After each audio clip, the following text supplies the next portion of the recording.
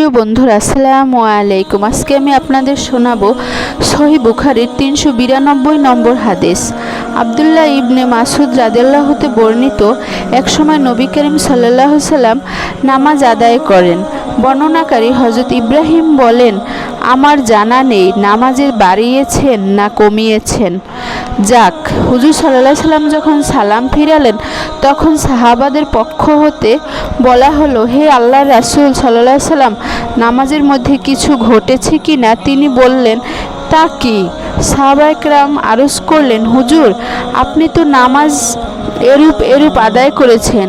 এতদা শ্রবণে তিনি সাথে সাথে পা মুড়িয়ে কিবলার দিকে রোখ করে পর দুটি সেজদা করে সালাম ফিরান।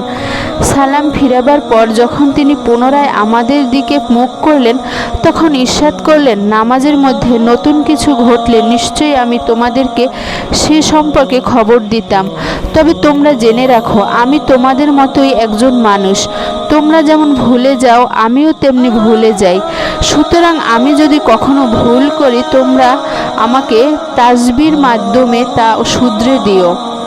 আর তোমাদের মধ্যে কেউ যদি নামাজে সন্দেহের বশবর্তী হয়, সে সঠিক মতামতের জন্য নামাজের মধ্যে খুব চিন্তা ভাবনা করে তারপর ধারণা অনুসারে যেন নামাজ পূর্ণ করে, তারপর সালাম ফিরিয়ে দুটি সেজদা করে নেয়।